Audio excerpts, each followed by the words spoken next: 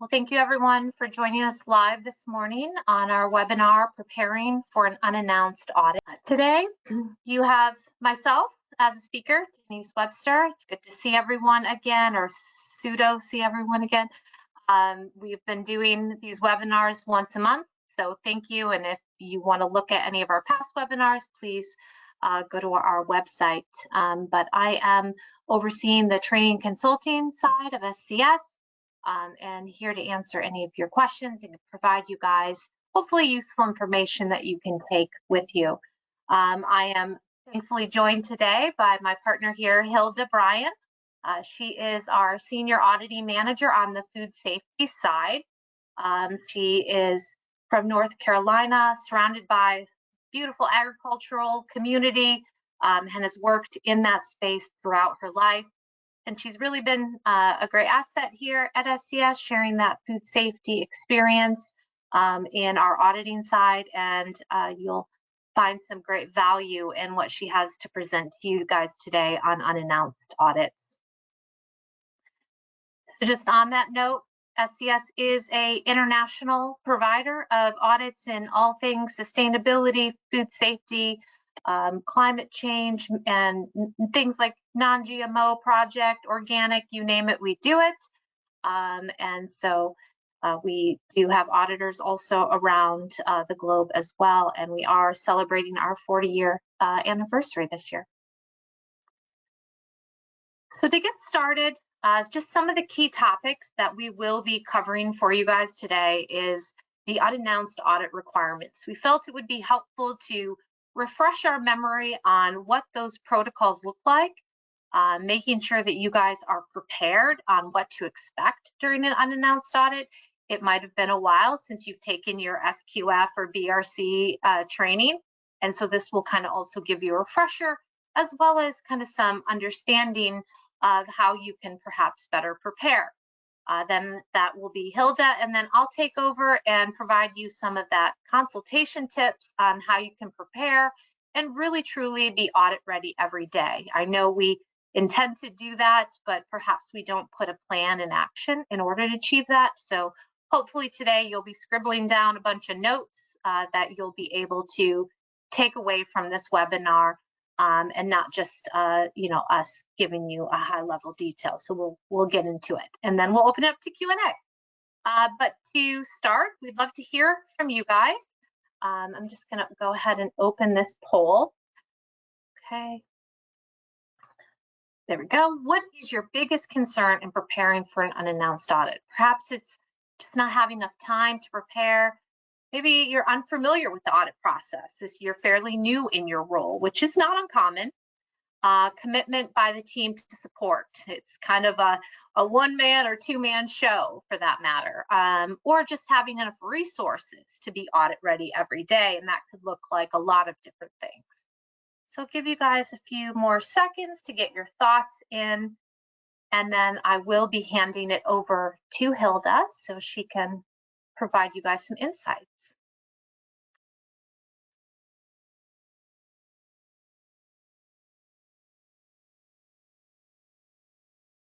Okay, looks like we've got 68% of you voting. Let's get everybody their thoughts in. All right, we'll go ahead and close that vote. And I will share with you guys the results. Okay, and not sure if Hilda, you can see it, but I'll just let you know, 40% said having enough resources to be audit ready every day, followed by 31% commitment by the team to support, 20% just not having enough time, and then rounding it out with those that perhaps are newer to the audit process. Hilda? Thank you, Denise. As Denise mentioned, my name is Hilda, and I will be presenting on the unannounced audit requirements. And just to touch base on the top concern, which is having enough resources to be audit ready every day. In my experience as a food safety manager, I also had to address this challenge in when preparing for audits at the different operations that I worked for. So I understand intimately how difficult it can be to ensure that you have enough resources to be audit ready any day of the year or when your operation is in season. And so hopefully the tips and thoughts that we share with you today will help you feel like you have more resources at your disposal to be audit ready.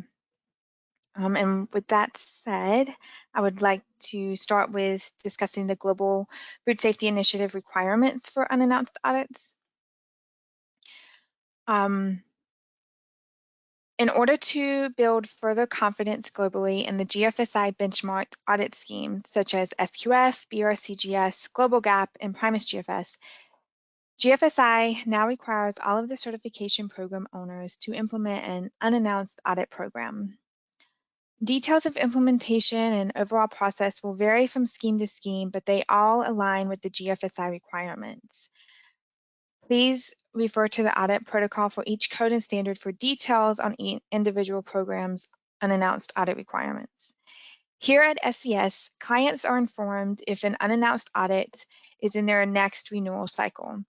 This means you'll know if your audit is unannounced for the upcoming renewal cycle, but you will not know the exact date or the auditor, as this information is not communicated to you per unannounced audit rules. For initial audits, the only time an unannounced audit would occur is if a client's customer requests that the audit is unannounced or if the operation requests that the initial audit is unannounced. And if you're transferring from another CB to SCS, we are required to review the client's audit history to determine what type of audit the client will have. We look back up to 3 years to determine the next audit cycle needs, including when the client is due for an unannounced audit. Depending on the audit scheme's program requirements, if the operation requests a transfer during their re-audit window, we may need to ask the scheme owner if the transfer is allowed. When an unannounced audit occurs, we determine the client's unannounced audit date based on the program requirements, as well as client-submitted blackout dates. Blackout dates are dates the clients tell us they are unavailable to receive an unannounced audit and are typically limited to 10 or 15 days depending on the program. If there are any issues with these dates, we reach out to the site for clarification, and each program has their own rules regarding when it is acceptable to list a date as a blackout date. If you're unsure if you're allowed to list a particular date, please discuss with your CB why you're listing them. For example, for some programs auditing farms, we ask clients to confirm their harvest windows so we can ensure we are completing the unannounced audit during their harvest time. In this case, blackout dates may not be used to prevent the unannounced audit from occurring during harvest time. Again, since each program has its own requirements and each operation has its own nuances regarding when they're in production and harvesting, we encourage you to reach out to your contact at the CB performing the audit if you have any questions regarding blackout dates. We'll now turn to an overview of unannounced audit cycles for the different programs. As you can see on the slide, we've listed the several programs that we work with, and I'm going to go through each one to explain the unannounced audit cycle. For Global Gap, the unannounced audit will occur within 4 months of the certification's expiration date. So it's either before it expires or after it expires. If you're have Global Gap certification and it expires on July 1st, the unannounced audit could occur anytime between March 1st and October 1st. For Primus GFS and for Costco Food Safety GMP audits at facilities, the unannounced audit will occur within 45 days of the previous audit date, either 45 days before or 45 days after. So again, if you had a Primus GFS or Costco facility food safety audit on July 1st, an unannounced audit could occur anywhere from May 16th to August 15th. For SQF, the unannounced audit will occur within 30 days of the re-audit due date, either before the re-audit due date or after the re-audit due date. Again, if you had a re-audit due date on July 1st, and unannounced could occur at any time between June 1st and July 31st. And for BRCGS, the unannounced audit will occur 4 months before the re-audit due date. This is in contrast to when there's an announced audit, the audit window is 28 days before the re-audit due date. So if you had a BRCGS re-audit due date of July 1st, your unannounced could occur at any time between March 1st and July 1st.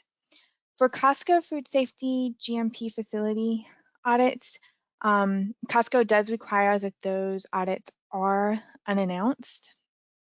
So let's now turn to the differences that occur within an unannounced audit versus an announced audit. While we still confirm with the client that an unannounced audit will occur, we do not share details of the audit, such as the audit date and who the auditor will be. There is a zero notice requirement for unannounced audits, meaning an auditor will arrive at your operations site without calling or emailing beforehand. Although you will not know who the auditor is in advance, you can still obtain information necessary to accommodate the auditor, such as their PPE sizes or other needs prior to the visit. Once the auditor arrives on site, the audit plan is shared with the client during the opening meeting. In general, the auditor must begin inspection of the operation within 30 minutes of arrival, typically once the opening meeting is completed. The scoring system does not change for an unannounced audit in the Global Gap, Primus GFS, and SQF programs. However, for BRCGS standard, the site will achieve an additional insignia of the plus next to their grade, with a possible achievement of the highest score. With SQF, there is also the option of having a voluntary unannounced, which gives an additional status. Some GFSI audit programs allow for a portion of the audit to be conducted remotely using ICT or information communication technologies. ICT means you have access to programs like Zoom or Microsoft Teams and are able to share documents with the auditor using these programs. The documentation portion that is done remotely would be announced or scheduled, while the on-site portion of the audit is still unannounced. An ICT review must be done beforehand, and the CB will review the site's audit history and technology to determine if the site qualifies for this option. If you're interested in remote or blended unannounced audits that occur using ICT, please communicate with your CB these preferences so they can determine if it's possible to do so for an unannounced audit and review with you any required procedures for these types of audits. Next, we'll discuss audit best practices to implement that can support you during an unannounced audit. Some programs require senior management on site during the audit. If you know the current audit cycle will include an unannounced audit, it is best practice to ensure that at least one member of senior management is available during the unannounced audit windows, as outlined on the previous unannounced audit cycle slide. Senior management presence may also need to be accounted for when deciding blackout dates. Refer to your program's general rules or regulations on if the senior management presence rules applies to your operation. During the opening meeting, the audit plan is reviewed and adjustments made as needed based on what is occurring at the operation on the unannounced audit date. A best practice includes being aware of the day's activities so that you can help determine the flow of the audit day. One of the requirements for the audit programs is that records and documentation are readily available for inspection. Best practice includes setting up your document control and storage in a manner that ensures documents and records are readily accessible for an audit, whether they're unannounced or announced, which in turn supports a smooth audit day where you're not spending time searching for documentation or incurring nonconformances due to not being able to access documentation. It's important to remember that unannounced audits occur in part to ensure operations are continuously implementing their food safety programs. By doing so, this ensures the integrity of the audit program and therefore the integrity of the certificate you are receiving for implementing a food safety program in compliance with the standard you're audited against. We'll now discuss ways you can prepare for an unannounced audit. What would happen if one of the following occurs when the auditor arrives? The lead technical person isn't there, the senior site manager isn't there, Maybe another audit is scheduled for the day, or there's no production occurring on the day that the unannounced audit is happening. Perhaps a crisis is occurring, like a power outage. Any other number of issues could happen on audit day. So preparation is key to succeeding even when one of these circumstances occurs during an unannounced audit. Operations should have contingency plans in place for staff to ensure key roles have a backup person designated and trained. And some standards have requirements about this, such as BRCGS and SQF. The backup staff should be properly and effectively trained to be able to step into key roles when the designated person is unavailable. Having backup staff properly and effectively trained also means that if there is a regulatory inspector or another audit scheduled on the day of the unannounced audit, you have multiple people available to effectively lead each of the inspections or audits. Perhaps there is an issue with production being down or another crisis like power outages. In cases like these, it's important to remember not to panic, be truthful and transparent about the situation so that you and the auditor can align on solutions. Be aware that the auditor will likely check in with the CB if they need advice on what to do, and work with the auditor to make a determination regarding the situation and if an effective audit can take place. To assist in your preparation efforts, a few questions to ask yourself. Do you have contingency plans in place for these types of issues? Is there sufficient cross-training in place? Are documentation and records accessible for different scenarios? And is there a general ability to gather the necessary objective evidence for the auditor? We will now discuss audit closure best practices. To make the certification process a smoother experience on your end, consider the following best practices for closing an audit and any nonconformances that may be issued. Determine root cause using tools such as 5 Whys, Ishikawa diagram, and other methods. Submit your corrective actions early when possible. For many programs, such as Global Gap, SCS has a policy of requesting corrective actions within 2 weeks of the audit date, if not sooner, depending on the nonconformance. Submit organized documentation and or clearer pictures to ensure the auditor understands the corrective actions being provided, and conduct verification activities to ensure effective audit NC closures have occurred.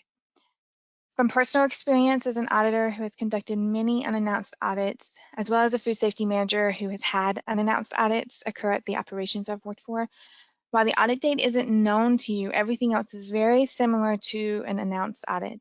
If you're implementing your program in compliance with the standard you're being audited against, then you are prepared for an audit every day. You will now see a poll question asking how soon you prepare for an audit. Please take a few seconds to complete this poll. Thank you, Hilda. I've launched the poll for everyone.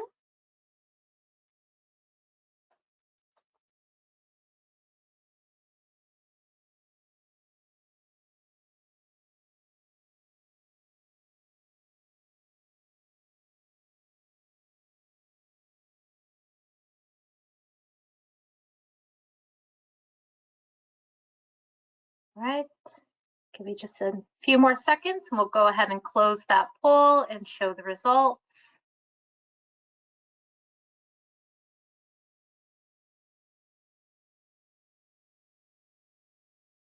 Okay. Let me go ahead and share those. All right, no, not really a histogram here. Everyone is pretty split. It's about around 30% for everything, or the top 3, of course. So we have 27% at less than 3 months, 37% at 3 to 6 months, and the 31 at 9 to 12. So hopefully what we can do in this next section is kind of give you a little bit more tools in order for those things that you can do to prepare it and get everyone more skewed on the right side there for the 9 to 12 months preparation versus skewing to kind of that last 3 months before the audit. We're kind of rushing around doing things, getting prepared, and truly, like we talked about, being audit ready every day, whether it's announced or unannounced, it doesn't matter. No sweat off our backs, right? We've got this. So what can we do? Let's go ahead and we'll hide the results here. Okay. All right, so we'll go ahead and give you guys just some tips here. So documentation, right? Hilda mentioned it. Are your documents properly organized in a way that's the most current version? Is it readily available, whether it's on your computer, in a binder, a hard copy, or record on file? I find that this is a great time of year to do a little summer cleanup, making sure that we do a top to bottom review. Perhaps we have done our internal audits, or we plan to do that top to bottom review about 3 months before our next audit.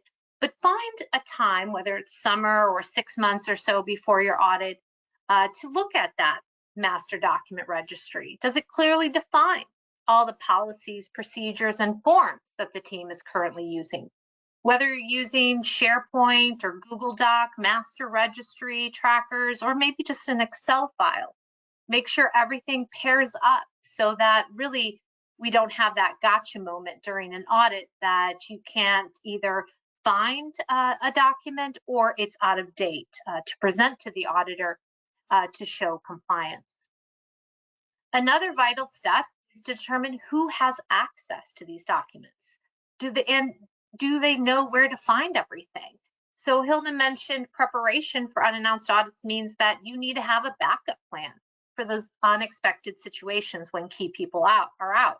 So everybody here on this call that's food safety and quality, I'm not talking to you. I'm referencing your maintenance department, your production team, your purchasing, right? I know you guys are organized. Are they organized? If, for example, if the main person in maintenance is out that day for that unannounced audit, do they have a person that is a suitable backup that has access to, say, the maintenance software, the records, the service reports, and can that backup do an adequate show and tell? So it's important that we understand not just where our own things are, but where our information is housed in all the different key stakeholders within our business. Okay. Tip 2, no surprise. Employee hygiene and good manufacturing process practices. No matter how much effort we put in this on a daily basis, this is always one of the aha moments that we have during, whether it be an announced or an unannounced, is everyone truly following these practices every day? Then that really means when no one is watching, right? When there isn't someone observing or standing there, or they're also even building in that food safety culture where if they see someone else not following, maybe good hand washing practices, that they stop and give them the courtesy to show them or remind them. Do we have a well enough established food safety culture that someone feels comfortable speaking up? If someone's bringing a soda can, through the warehouse, or maybe it is even a manager or a leader or the CEO of the company, just if they want to go out in production and observe everything, they still have to follow all those protocols. So we sometimes take for granted these basic requirements because they often become just a fabric of how the company operates.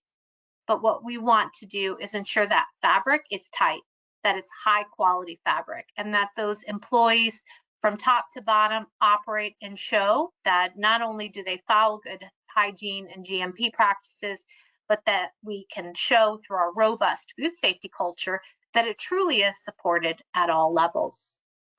Also, from an unannounced perspective, it is important, though, those kind of few months before, definitely increase your GMP inspections where needed. Ensure there is that extra just reinforcement, because you don't want to have a silly nonconformance because one or two people have not followed a good manufacturing practice because perhaps they're new, or there's some issues that could be better attained, resolved before the actual audit day. Okay, tip 3, training. I'm always talking about training in any of our webinars, but really, what does it mean? Training of that team really is the most important preparation tips that we can share with you. Having a strong, well-planned, trained program and team does mean that we have robust cross-functional employees. Those backups really know those backup roles. If we were in a play and the lead person was not able to be there, that backup person in that lead in that play knows those lines from top to bottom, right? Has been right there with them. So think about your SQF practitioners, right? We have our substitutes, BRC, we need to have those backups. So make sure that the training truly is effective at that level. And then cross-functionally, of course, with all of our employees, that they not only know their job, but can represent well during an audit and speak to the processes and practices in which they are responsible for. Being able to test their interviewing skills is really a great thing to do as part of our internal audit process as well. And please don't leave training to those last few months, right? Those 3 months in preparation. Make sure you have a training program that is robust throughout the year with those, yes, longer trainings, but then also those one-point lessons where we take a deeper dive into topics, maybe team huddles. Really spreading that training out throughout the year then allows us enough time those last few months before our audit window cycle opens up that we can maybe talk about trainings that are those specific one-point lessons that can help take the mystery out of a topic or something that we see is not quite conforming. That's when we can refine. Think of those months before that audit window as the time to refine, not to rush to get all the things that we should have got done probably prior to that cycle window opening up. We also want to make sure that we do train our employees on what to expect during an audit. When someone comes in from the outside, they don't necessarily always respond the same way. So having practice, making sure that they understand even the unannounced audit process, that the auditor, will be here, but we don't know when, and this is why it's important. Have you actually had that conversation with all of your employees, and just ultimately ensure the team is knowledgeable and ready every day. Tip 4, Hilda mentioned about audit closures. When it's, highly likely that you'll probably get at least one nonconformance, right? So no matter if it's 1 or 10, we have to make sure that we look at those nonconformances and we really understand what happened. And how can you do this before your audit occurs? Well, you go back to the last audit. So whether that be your last global gap or BRC audit, whether maybe you had a customer that even audited you and left you with some nonconformances, and your internal audits. Well, you want to go back and take a heavy look at those and say, okay, let's re-verify to ensure that our corrective and preventive actions have truly been fully implemented and working. Maybe, as we mentioned, you're going back and maybe retraining everybody on the use of root cause tools like 5 whys or fishbone diagram. We want to make sure that those root cause truly identify not just corrections or corrective actions, but those long-term preventive actions. And if it's been a while since you've had that training, there's a lot of great tools and trainings out there where you can get your team together and teach them how to do a 5 whys or how to do a fishbone. Start with something simple, a smaller nonconformance, and then work your way up to maybe those things that take a little extra effort. But the key is go back, double check your nonconformances from the last audit, make sure you retest the system and can show the auditor that indeed they are closed and they haven't repeated or found themselves kind of come alive in a different way. That's usually what we see as the bigger issue is we've closed it, we've addressed it, but then it's kind of creeped up in a different way. Maybe employees have found a different workaround for that issue.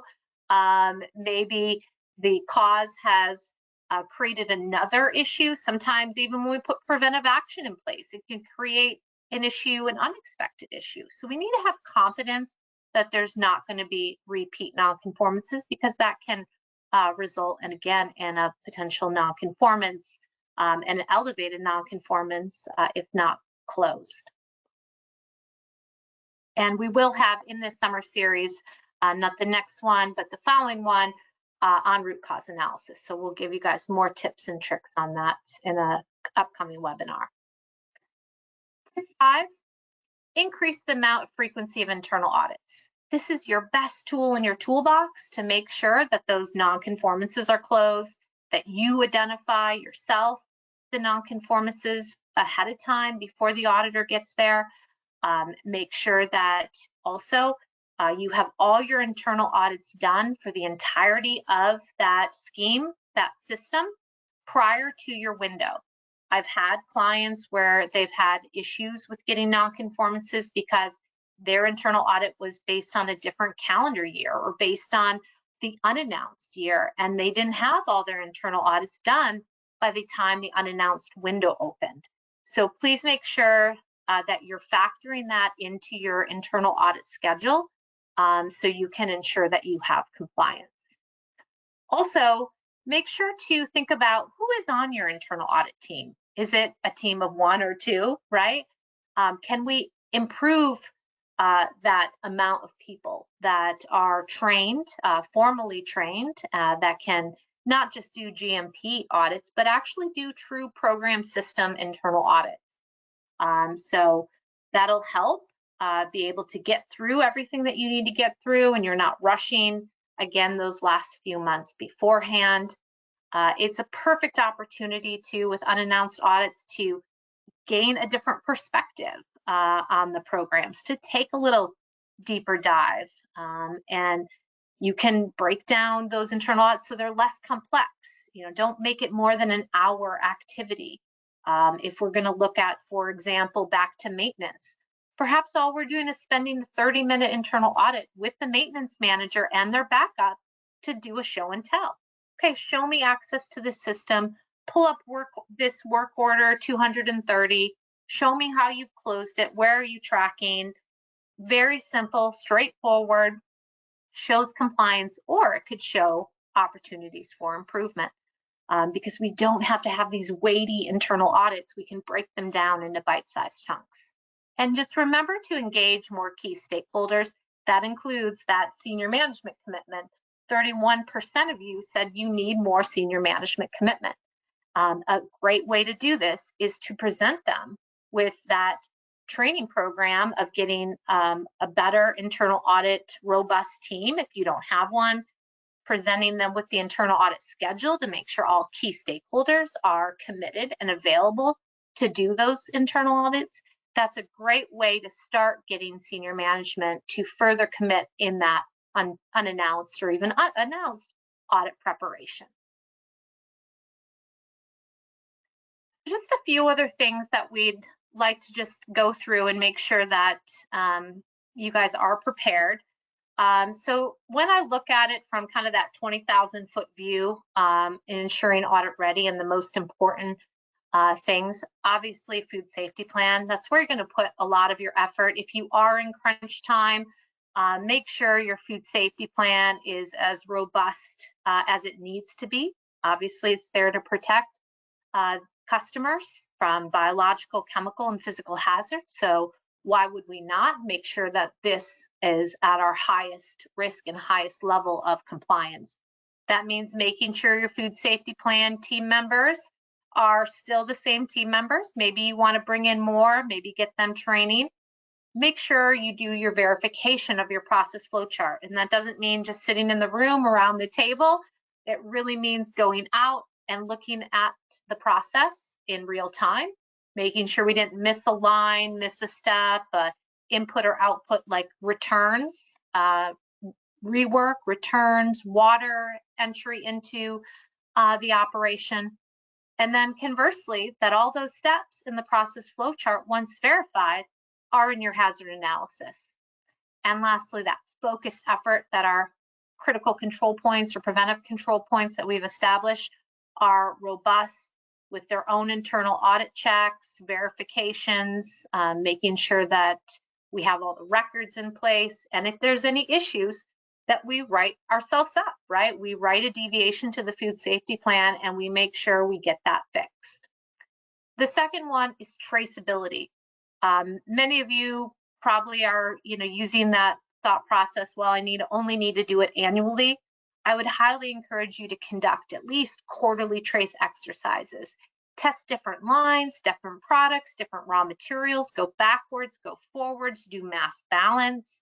Make sure, don't forget packaging. Many of the schemes do require packaging to be included in that trace. And then as well as our mock recall.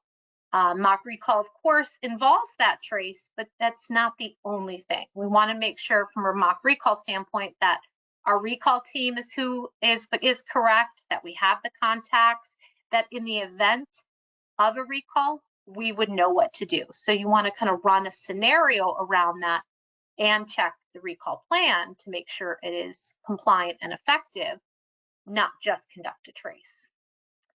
And the other bucket that I wanted to just bring to your attention in terms of priority is your vulnerability assessments. And there's 3 of them: our food defense, which is our threat assessment. If you're FDA, you need to have an IAVA food defense plan. That's a regulatory requirement, and all the schemes require us to make sure that we're meeting our regulatory obligations. So if you haven't got IAVA training, this is very different than what is normally required. So definitely check that out, and we're happy to assist. Food fraud. Have we conducted our vulnerability assessment and reassessments as appropriate to those incoming raw materials, or potential even substitution or tampering of our finished product? Don't forget to include finished product in that food fraud assessment. Remember the 2 differences. The food defense is that intention to cause a wide-scale public health harm, where our food fraud is they're trying to create an economic gain opportunity. So those are 2 very different vulnerability assessments, and many of the schemes like BRC does require you to show that the team or the individuals that are putting these together are qualified individuals, aka training.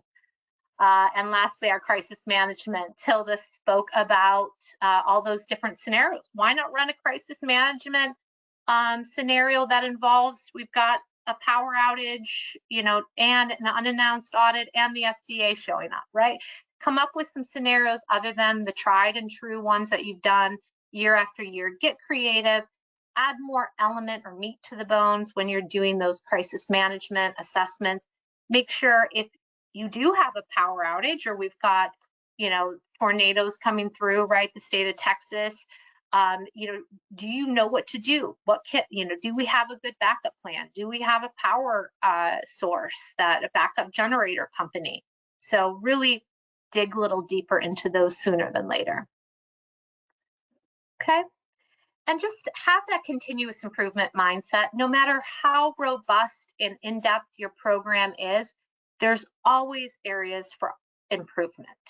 And honestly, programs that stay consistent, never change, they're really rare. Auditors are looking for continuous improvement, especially you might have an auditor that comes back that 2 or 3 times. So they're going to be looking to see that there has been some evolution. And that also is just being mentally prepared too, with that positive approach to, we're going to find gaps. And that's a good thing. That helps our programs evolve and improve. And that's also important from a training perspective, that we're letting everyone know, if you see something, say something. We need to improve. Don't just assume that, that's just the way they want us to do it, right? This creates those values, beliefs, mindsets, and behaviors that are needed to show a positive food safety culture to change. That can be one of your food safety culture programs, is how you involve everyone in that continuous improvement mindset, as well as committing to challenging yourself your team, and the food safety system as a whole for both your announced and unannounced audit process. A few last minute tips here I'll provide you guys, and then we'll open it up to Q&A, is goal setting. I'm sure many of you have heard of the SMART goals. It's one thing to write down a whole bunch of notes and say, okay, this is what I'm going to do. I'm, of someone that has a tons of list of to do, but you got to go back and you got to organize them and prioritize them. So there was a lot that we shared today in this webinar. So what are those things that would be a really good goal to set? And you can use the SMART goal, where it's a specific measurement that you can measure, it's achievable, it's realistic, and it's time bound. If you set some key goals, say for your unannounced, passing your next unannounced audit, that is something that will really help you transcend from just trying to get there to being well prepared in advance. And a goal that's not a SMART goal is just saying that you're going to pass your next unannounced audit. That is not a goal. It's an aspiration, but you have to set goals underneath that. You have to break it down into deliverables throughout the year with meaningful activities, with specific things like back to our maintenance, conducting those quarterly work order and preventive maintenance closeout report checks, or measuring that they're being completed on time and effective, right? Instead of waiting to the internal audit to find out that a certain department or a program is not running on time, effective, or the way in which it is documented to be. So make sure, go back, look at your goals. Are they truly SMART? And this will help improve your audit scores as well, because you'll have more than just unannounced audit success. Lastly, you do have preparation tools. For example, we just put a few here. Don't forget, SQF has those guidance documents with what they coined as go to Rio. That's what the auditor is going to do, which is going to look for documents and records, the R. They're going to do the I, which is interviews, and they're going to do the O, which is observations, the go to Rio. And that philosophy is built into many guidance documents that they have available on their website.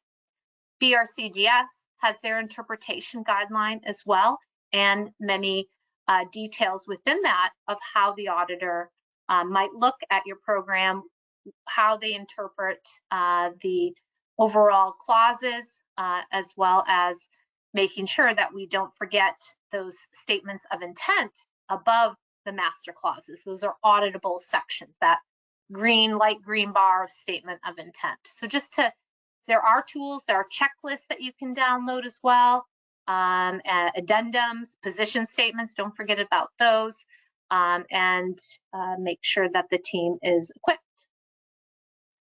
All right, so perfect amount of time for opening up for questions here. Just give me a second. So as I open this up, go ahead and I'll start with Hilda. Hilda, you mentioned about unannounced audits in terms of the cycle. Can I choose which year to have my unannounced audit? Yes, you can choose which year. This is, I said this a few times throughout my portion of the presentation, but it's important to be in communication with your CB.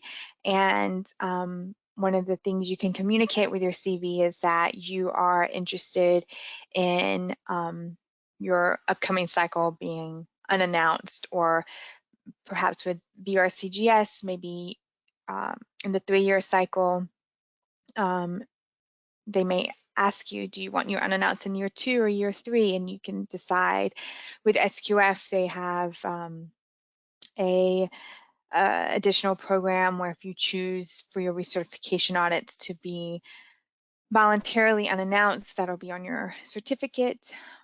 With Global Gap and Privacy GFS, you can also let your CB know that you're interested in completing your unannounced audit. Perfect. And I have a question here on how many months of records need to be on site? So I believe all of the programs require that before the initial audit, you have at least 3 months of records available. And then as you continue with the program year after year, you'll build on those records. And then there's also a requirement that you have at least 24 months or the shelf life of the product, whichever is longer, documentation.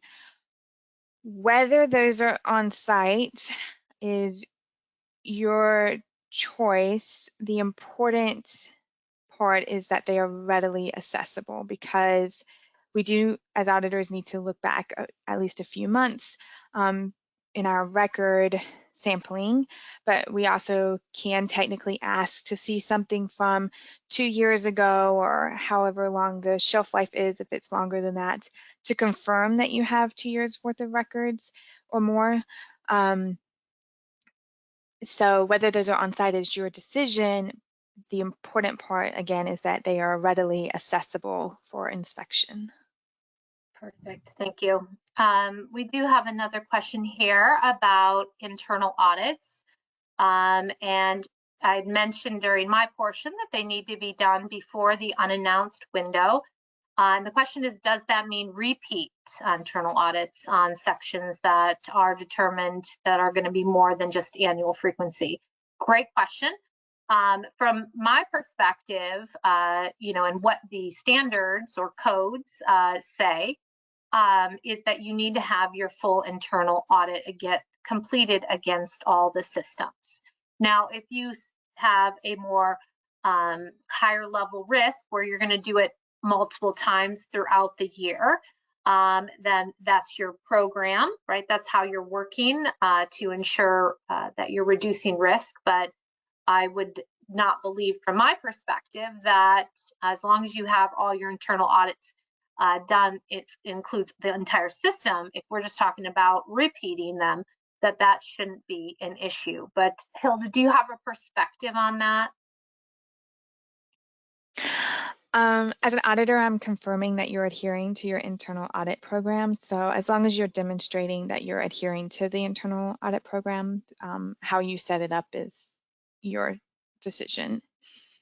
Yeah, that's key, right? If you said you're going to do an internal audit, in July, and it didn't get done, or you didn't close those verification step to make sure non-conformity you identified were closed, then it's that you're not following your own internal audit program versus the other way around. Perfect. So another question here. Can you please provide justification for conducting quarterly traceability exercise? Our standard doesn't require this. You're absolutely right. The standard says annually, but also many of the standards codes say based on risk, right? And we need to make sure that we've done a raw material, ingredient, a packaging, finished product. We got to do backwards, forwards, so that we can see that it's robust. As increasing that readiness for being really truly audit ready every day, my recommendation from a consultation standpoint is that you do it much more frequently. The justification there is that with practice, right, the more practice you get, not only will your team be ready, but it will also ensure that you've identified something that perhaps you didn't choose that raw material or packaging or a different type of record a different time when you did a traceability, and you've identified something different you wouldn't have if you only did it once a year. So the best practice is to definitely do it more frequent. That I know some clients that do them once a month. I've had clients that do recall Wednesdays until they get it right. And especially if you've got a new system that perhaps you've launched. So really it's to more so to beef up that readiness. Okay. What is the difference between a mock recall and a traceability? So as I mentioned, the traceability is a component of the mock recall. You're testing that in the event of a recall, you can do that backwards and forwards trace, but that's not the only thing that is required in many of the standard schemes that you guys are all under, which is to challenge or to test your plan. So making sure you do have your up-to-date contacts for who is on your recall team. That includes SCS. And Hilda, the SCS email, that's food safety at SCS Global Services, correct? Yes, I believe so. Yes. So make sure if we're privileged to be auditing you, that in your recall plan you have the certification body's email, and ours is, as Hilda mentioned or reaffirmed, food safety at scsglobalservices.com. Why is that important? Again, you've got to make sure you're ready for those recalls when they do happen. We hope they never happen, but in the event of, is the team, available? Do a little mock scenario. So it's more than just a traceability. All right, this one's over to you, Hilda. Does Costco food safety audit have to be done unannounced if it is done as an addendum with another announced audit? And I'm glad someone asked this question because I knew this was going to be a hot one. Yes. Oh, I'm sorry. I need to make a minor correction. For recalls, it's recalls at scsglobalservices.com. Recalls. Okay, got it. Sorry, my bad too. Okay, so recalls at SCS, and this is why we do it, right? We need to make sure we've got the right email, and make sure if you do use another CB to make sure test it, send it, right? All right, so go ahead. Does Costco food safety audit have to be done unannounced, or if it is done as an addendum with another announced audit? Well, this is tricky. So technically, the Costco food safety audit for facilities does need to be unannounced. So if you have another, like a Primus GFS or SQF or BRC, or even Global Gap audit happening for your facility, and you also supply to Costco, then is it possible that the unannounced Costco will happen at the same time as the announced? Yes, it is possible, but also it may be scheduled for a different day and be truly unannounced. And then there are Costco addendums for the growing area and harvest crew, depending on a few different factors, are also unannounced. So if you supply Costco, it's important to reach out to your CB to clarify if it must be unannounced, because there are some nuances with that audit standard. Yeah, I mean, if you're a new small regional supplier and you're getting that Costco audit, the first year announced, but then after unannounced, and then if you're getting SQF or BRC, you're right. There's a lot of different scenarios, and I think that's the best advice is to reach out to your CB for clarity to make sure that you know exactly what your scenario looks like. Okay. Is there a difference in how the inspector approaches a company on their first audit? Hilda?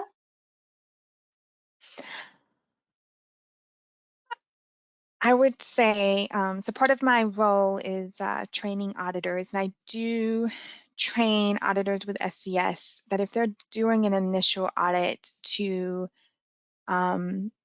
take more time with the client to maybe go a little bit more in depth on different aspects of the standards, just because you don't have as many years doing it where it's rote memory at a certain point. And auditors can't consult, but there's a little educational piece in there explaining maybe more in depth than we would with someone who's been doing audits for a decade, different aspects of the standard. So yes, I would say that we do keep in mind when someone is doing their first audit that it may involve more discussion than with someone has been doing it for several years. Great, thank you. We also have a question here on, we have a plan on how to handle flooding, but how is the best way to handle it in the middle of the inspection? So from, my perspective, I would advise you guys to make sure, right, you're following your plan, right?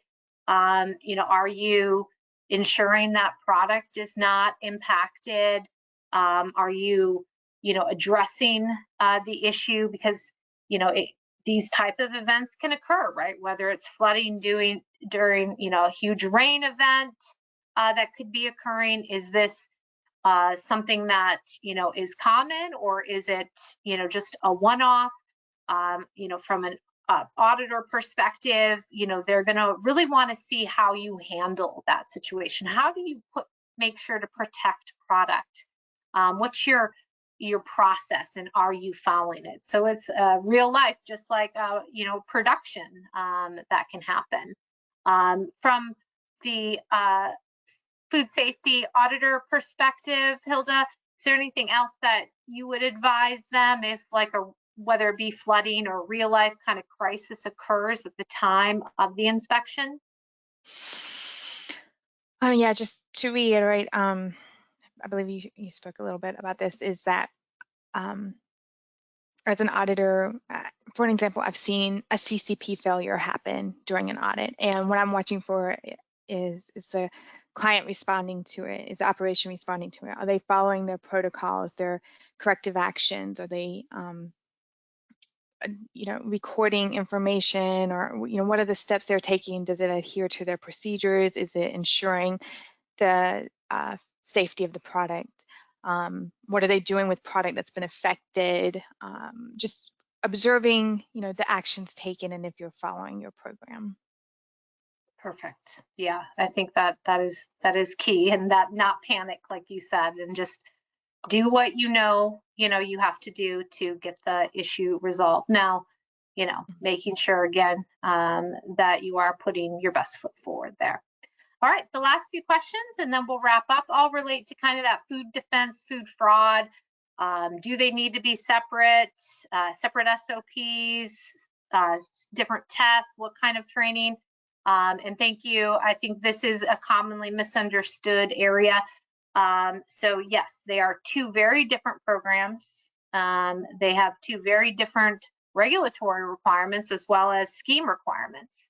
Those vulnerability assessments are very different. That food defense, we're looking for that vulnerability that exists with the potential of our actual process, and not just site security. We're also looking for that inside attacker.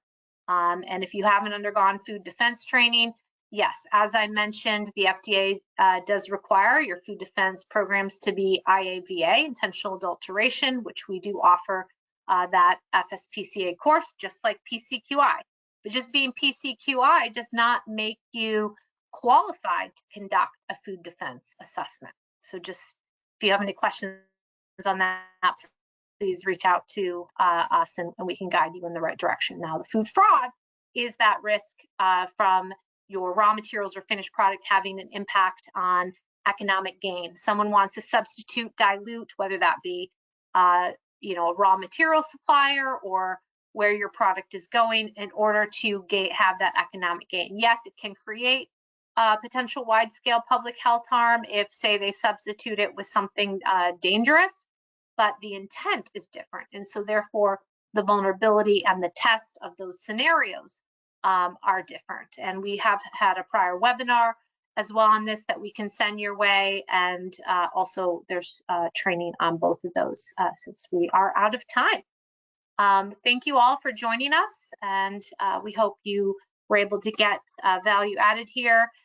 We do, again, offer a lot of services also on the product claim side and consulting if you guys need more advice, as well as sustainability. And we will open up, or when we close, we'll have a survey.